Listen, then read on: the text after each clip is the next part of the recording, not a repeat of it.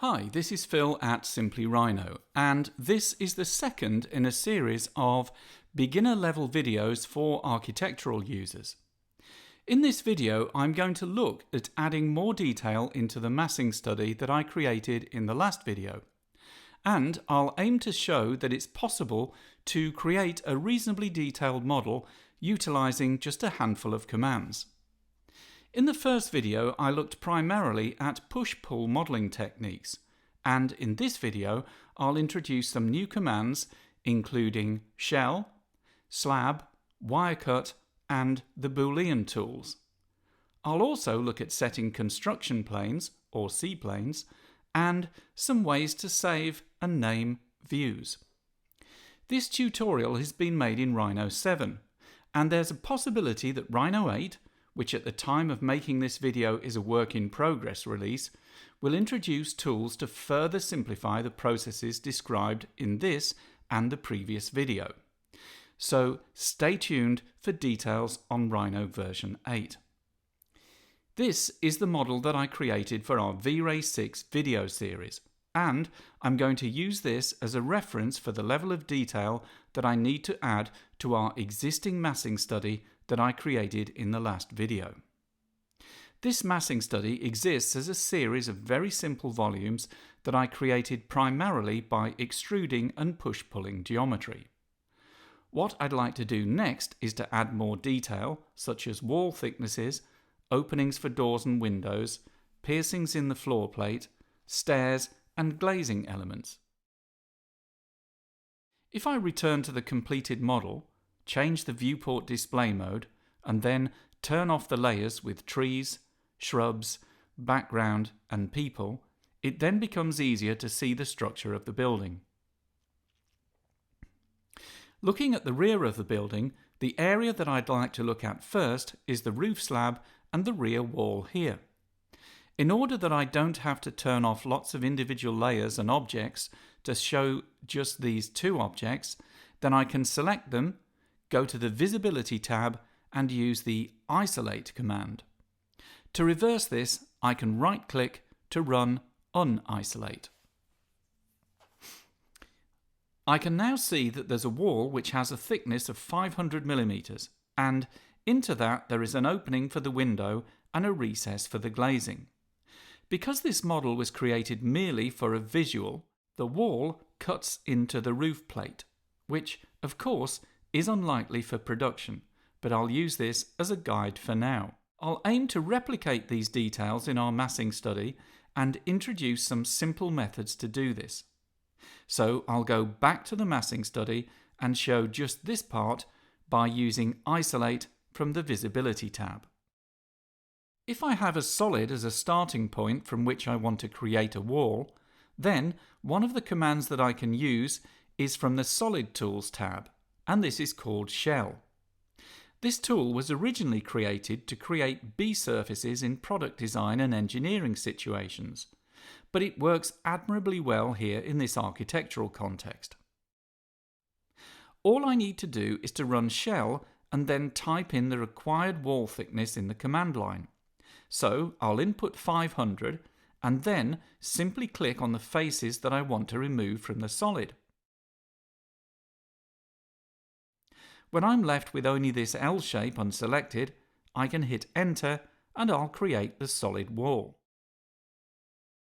Of course, if I have a closed curve as a starting point, I can go to the Solid Tools tab and from the Extrusion toolbar select Extrude Closed Planar Curve. I then just select the curve to extrude, type in the height, 4,400 mm, into the command line, pull upwards and hit Enter. If I have just a single curve that delineates either the outside or the inside of the wall, and the curve here is the outside, then I can use a slightly different extrusion command, and this command is called slab. I'll select slab here and then set the distance for the thickness of the wall in the command line. So I'll input a distance of 500 mm, pick the curve and pull the cursor in the direction I want to offset by that 500 mm wall thickness. and then left click. Next, I can pull the cursor upwards and type in the height of 4,400 millimeters and left click to finish. If the curve defines the center line of the wall, then once again I can use slab, but this time I set the distance to half of the total distance and then select the both sides command line option. As I pick the curve, I get an offset 250 millimeters each side of the center line, and once again I can pull up the wall to the required height. To create the opening on the back wall, the first thing I really need to do is to create a C-plane or construction plane that is aligned to the rear of the wall.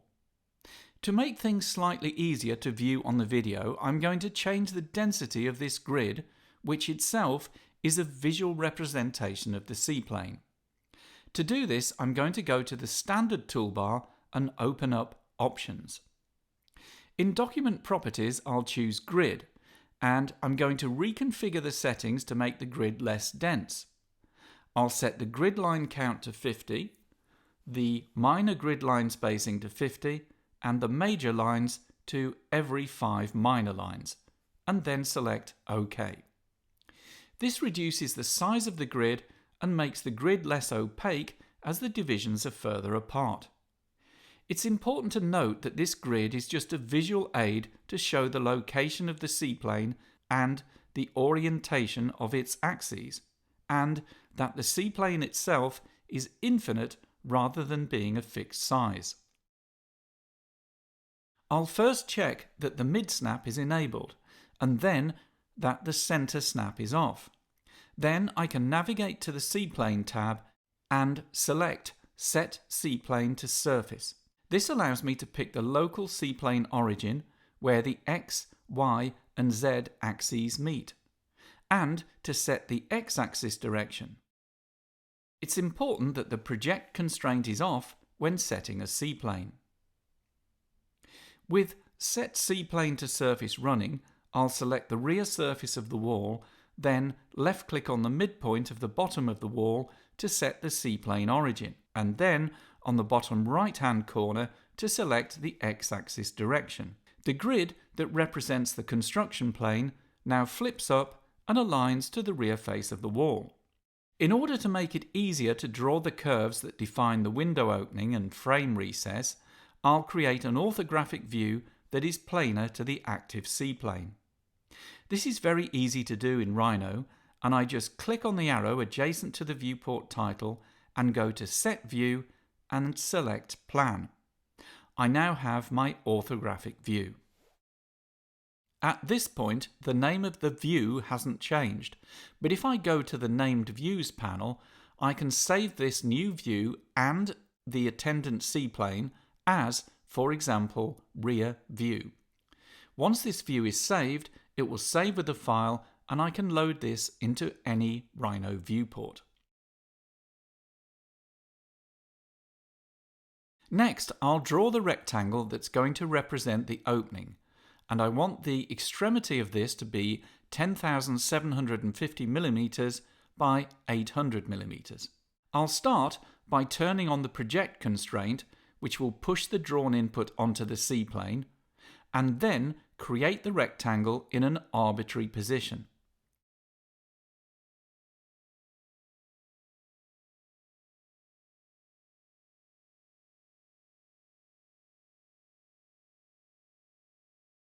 I know that I want this to be centered about the length of the wall and to be 500 millimeters from the top of the wall. So I'll use the Move tool to first snap the top mid of the rectangle to the top mid of the wall,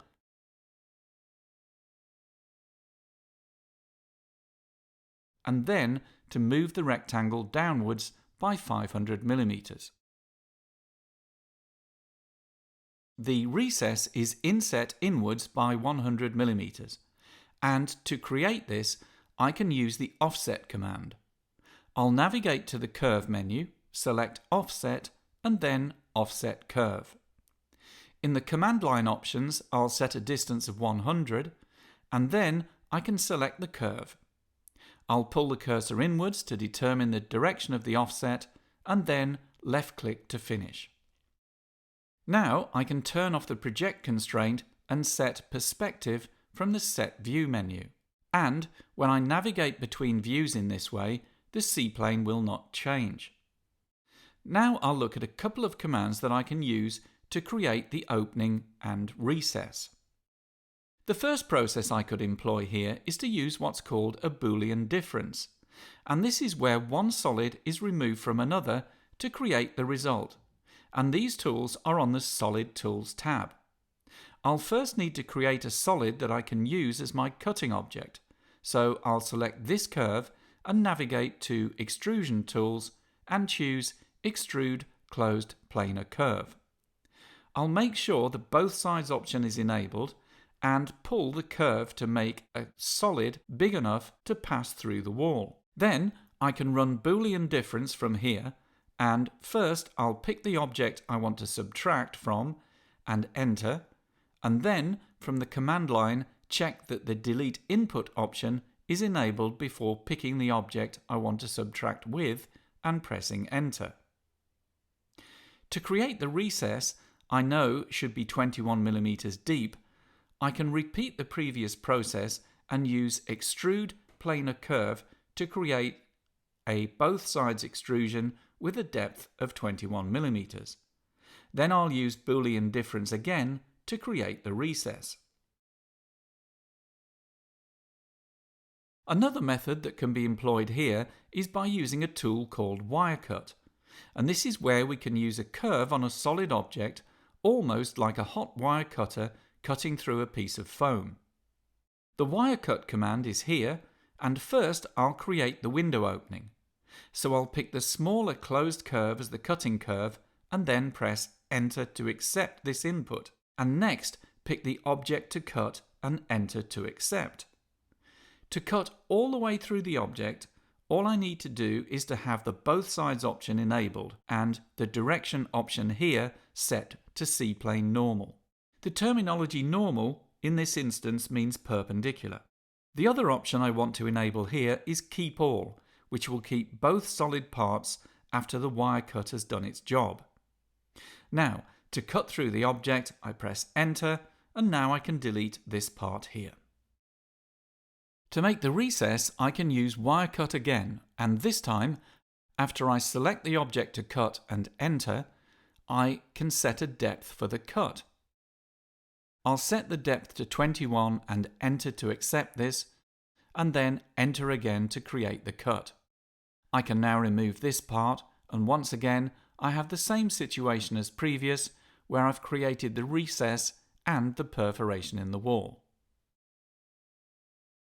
Next, to make the changes to the roof slab, I'll go back to the Visibility tab and select Show Selected Objects. This shows all the hidden objects in the model, and then I can select the object or objects that I want to show back. Now it becomes a little easier to see what I need to do with the roof slab, and before I make the changes, I'll create another C-plane. To align the C-plane to the top of the wall and the roof slab, I'm going to set a C-plane by 3 points. And I'm going to use this corner here as the origin of the C-plane, this edge of the wall as the x-axis, and this edge of the wall here as the y-axis. I'll make sure that the project constraint is off and navigate to the C-plane tab and select Set C-plane by 3 points. And then set the origin on the corner, the x-axis in this direction, and the y-axis in this direction. Switching to the wireframe viewport mode helps to show where the grid is aligned. Now, I could use split edge and push-pull the edges and faces as in the previous video, but an easier way might be to add a new piece to the existing roof slab. Before doing this, I'll make sure that the perpendicular object snap and the ortho and project constraints are all on. Then I can draw a polyline to describe the boundary of the new part, snapping to the corners using the end snap and the perpendicular position here before using the close option. Then I can turn off project and use Extrude Planar Curve to create the new solid, with the both sides option off and snapping to the bottom of the existing roof slab to constrain the height. Hiding the wall shows there are now two separate solids. To make these into one solid, I can go to the Solid Tools tab and use Boolean Union. To remove this extra edge here and on the underside,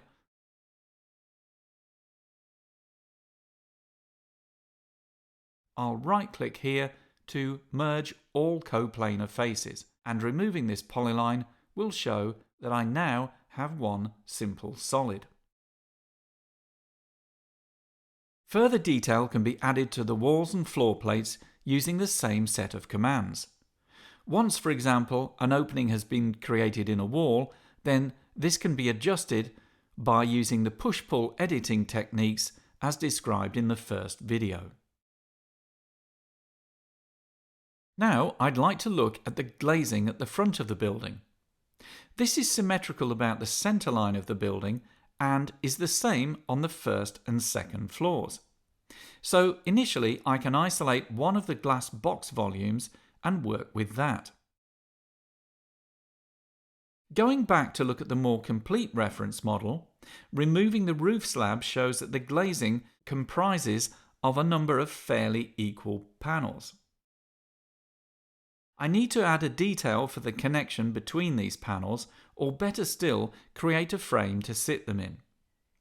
Essentially, this can be drawn in 2D along with the glass and then copied or arrayed to create the multiple sections. Returning to the massing model, again it makes sense to create a C-plane that is aligned to the top of the glass box. As previous, I can use Set C-plane by 3 points and snap to the midpoint here for the origin, set the x-axis direction here and the y-axis orientation at the midpoint of the rear edge. Again, switching to the wireframe mode makes it easier to confirm that the grid that represents the C-plane is in the expected position. As before, an ortho view can be created by going to Set View and Plan, and I'll set the viewport display mode to shaded and then save this view and the C-plane in named views as glass box. Working in this view with a project constraint on, I've created the 2D sections of the glazing and frame. These sections are illustrative only, as the purpose of this model is for visual representation rather than construction detail.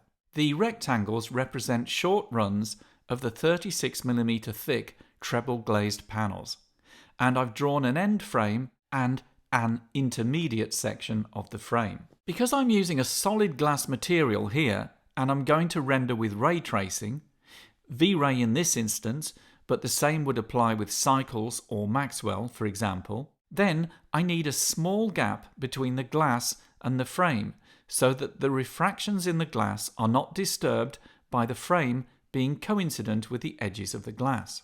Next, I can copy out the frame details across the glass box reference and add the glass panels, and then move all of this 2D information onto a new layer called Glazing 2D. Then I'll create another new layer called Glazing Frame, make it the active layer, and then select all the frame cross sections and use Extrude Closed Planar Curve to create extrusions that extend to the bottom of the reference glass box. With the vertical frame elements completed, I can now add the horizontal elements and, working from the corner upright, I can draw the rectangular cross-section without creating a C-plane by using the vertical option in the rectangle command. Then I can use a similar methodology as previous to extrude the various horizontal elements. Once these are copied into place, I can use Boolean Union and merge all coplanar faces as described earlier to create a single solid object. As the left and right bay are symmetrical, these can be treated as one object. Using the same methodology and creating new layers as I progress, I can add the glass to the frame, copy the glass and frame onto the first floor, and then add the balcony details.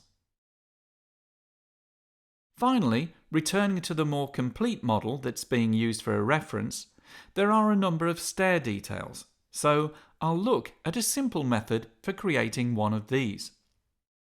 The stair modules are modelled as solids and have an extra landing area that slots into the floor plate. Rather than simply extruding these from the side elevation, there's a method that can be employed here that allows for some iteration before deciding upon the chosen design solution. There's a fairly well documented way of working out stairs, and that is taking the height between the floor plates and dividing this by either the step height or the number of steps. In this instance, I already know that I have 16 steps, each with a height of 300 millimeters. But a useful approach here would be to draw a line representing the height and then navigate to Curve, Point Object, divide curve by number of segments, and set the value to 16. This gives me the step height, and if I want to use a height to length ratio for the staircase, I can use the same command on a horizontal line. Once I know the depth of the tread and the height of the riser, the staircase can be created from this angled line that joins the ends of the horizontal and vertical lines. In this case, the stair has a width of 2,450 millimeters and the tread depth is 400 millimeters and the step height is 300 millimeters. I'll create a primitive box that is 800 by 2,450 and 300 millimeters high. The 800 distance allows for each successive step module to sit on 400 millimeters of the step underneath. With the solid in place, I can then use Transform, Array, Along Curve to array 16 modules equally along the angled line. Once I'm happy with the result, I can push-pull edit to create the larger landing area and Boolean union the individual solids into one. So, that's about the end of what I wanted to cover in this video. Thanks for watching, and please feel free to leave any comments below.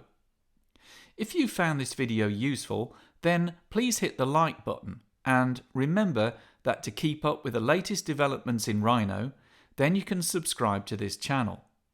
At Simply Rhino, we offer training for Rhino and all its key plugins, so check out our website for more details. Thanks again for watching, and I'll catch up with you in the next video.